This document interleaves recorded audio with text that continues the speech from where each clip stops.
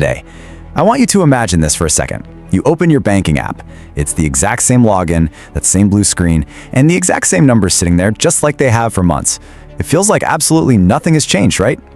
Well, that's the lie. I know, it's a bit of a harsh, cold open, but we absolutely have to shatter this illusion of financial stability right out of the gate. You look at that stagnant screen on your phone and feel secure, but what you don't see is what's actually happening right beneath it. Because while you were staring at a number that stayed exactly the same, something underneath it was moving, quietly, every single day. And honestly, by the time most people even notice it, they've already lost years they can literally never get back. Your money is disappearing without you even touching it. So today, we're going to uncover exactly how much of your wealth has already vanished. We'll explore how one of the most controversial billionaires alive used a simple chatbot secret to manufacture $15 billion out of an idea that had never even existed before. And most importantly, we'll see why that exact same, totally unused tool is sitting in your pocket right now. Listen, this isn't just a warning, it's a diagnosis. And by the end of this explainer, you're going to know exactly what to do about it. All right, so here is the really uncomfortable part. Money doesn't have to be stolen to disappear. It literally just has to sit still. Let's travel back 100 years and look at land prices in a place like Miami Beach. A small plot on the water back then, it sold for around $10,000. Today, that exact same plot is worth somewhere north of $10 million. Now, that is not because the land got magically better or grew in size. It's because the dollar got quietly worse. And the absolute crucial point here is that negative 7%. The US dollar has been losing roughly 7% of its real value every single year for a century straight. It is basically compounding in reverse. Now, I know 7% doesn't sound super dramatic, right? It sounds like a rounding error. But when it compounds, it means your money's real purchasing power gets cut in half roughly every single decade. And this didn't happen because a thief broke into your house. It happened because you did nothing. Doing nothing turned out to be the really expensive part. And let's be clear, this isn't just an American problem. Currencies in weaker economies typically lose double that, sometimes collapsing entirely in a matter of decades. The US dollar is actually one of the best behaved currencies on the planet, and yet, it is still bleeding you dry in slow motion. And this right here reveals the ultimate middle-class trap. You probably don't feel the drain on a random Tuesday, do you? Your paycheck lands on the same day. Your savings account still shows a tiny bit of interest earned. Everything looks perfectly stable on the surface, but that's the trap. Inflation doesn't announce itself. It doesn't send a push notification to your phone saying, "Hey, you're poorer today." It just makes the exact same amount of money buy a little bit less every single month, until one day you wake up, you're working way harder than you were 5 years ago, and somehow you're actually further behind. And how do most people respond? The exact same way. They try to save more, they cut out the morning coffee, skip the family vacation, they tighten the belt, but they still lose the race. Why? Because saving harder simply cannot fix a system where the finish line just keeps moving further and further away from you. But here is what almost nobody tells you. While you were being told to just save more, someone else out there was doing something completely different to solve the exact same problem. Which brings us to this idea of having absolutely no moves left. You've probably heard of Michael Saylor. He runs a company that at one point held more Bitcoin than anyone alive, except for the currency's anonymous creator, of course. We're talking well over 800,000 coins. But by 2025, his company had already borrowed as much money as the traditional bond markets would possibly let them borrow. The usual corporate playbook was totally maxed out. He literally had no moves left, unless of course, he invented a brand new one. And that leads us to a massive pivotal moment. He asked a completely groundbreaking question: how do I build a financial instrument that has never existed? By his own account, Saylor sat down with an AI chatbot and started asking it a very, very specific kind of question. He wasn't asking, how do I do what everyone else on Wall Street does? No, he asked, how do I build something entirely new? He wanted to create something that sat right between a stock and a bond, something that could pay investors a changing dividend every single month just to keep its core price totally stable. Now, this was a structure that no lawyer, no banker, and no Wall Street veteran had ever built before, simply because nobody had ever had a reason to. So, what was the result of that chat? $15 billion.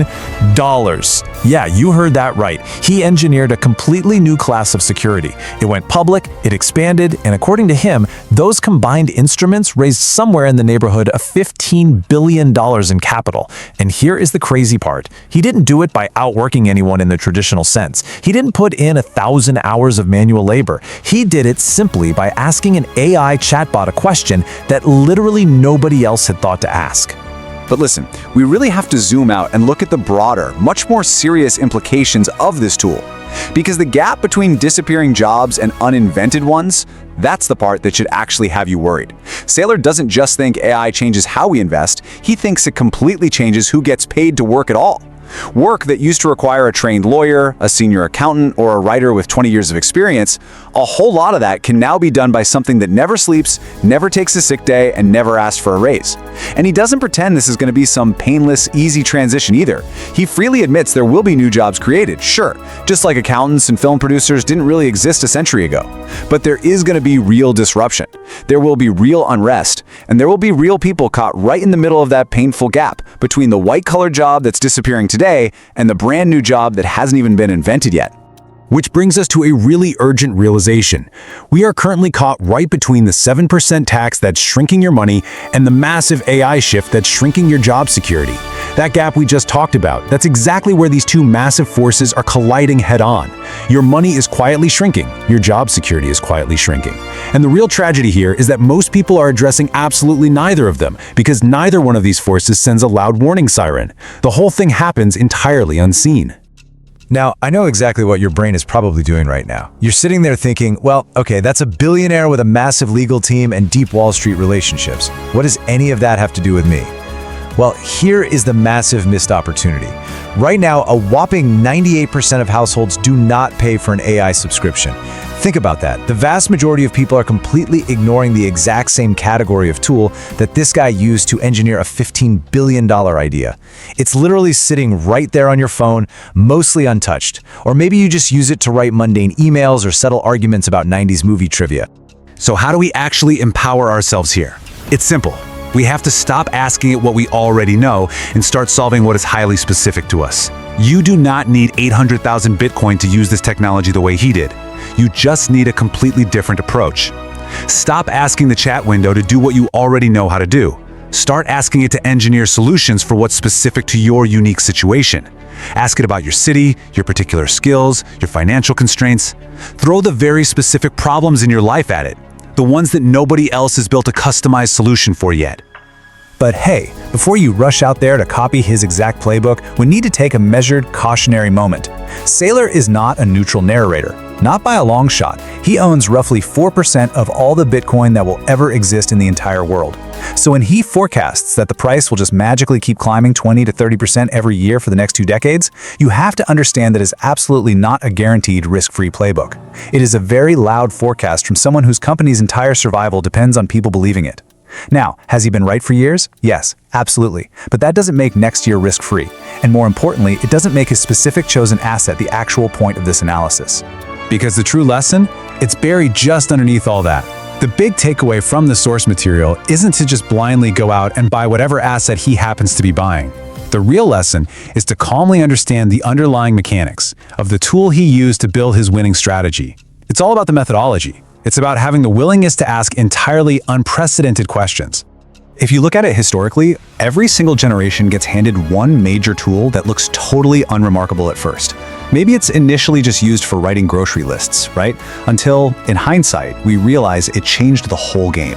The piano, the electric guitar, the early internet, and today, the chat window.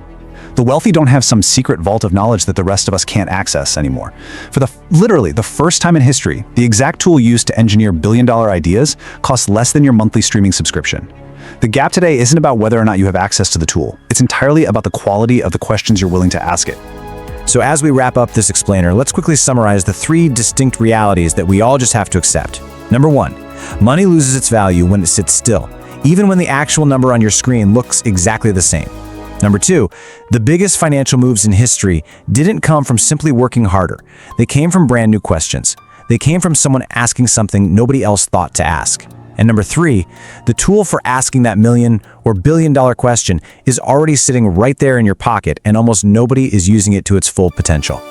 But look, knowing your money is leaking out the back door and actually stopping that leak, those are 2 entirely different things. Just diagnosing the problem doesn't magically fix it. You still need a reliable system that closes that gap automatically, without you having to rely on sheer willpower or a fancy finance degree. The source material actually outlines this beautifully as a simple 3-step system. Step 1 involves setting up 4 specific accounts. Step 2 is making one critical decision. And step 3 is finally stopping the leak. It refers to this whole setup as the wealth autopilot system, which is designed specifically so that this invisible leak stops working against you. The solution is out there, literally one click away. So my final question to you today is this. Now that you know the tool is right there in your pocket, and you know this invisible leak is completely real, what question are you going to ask it first?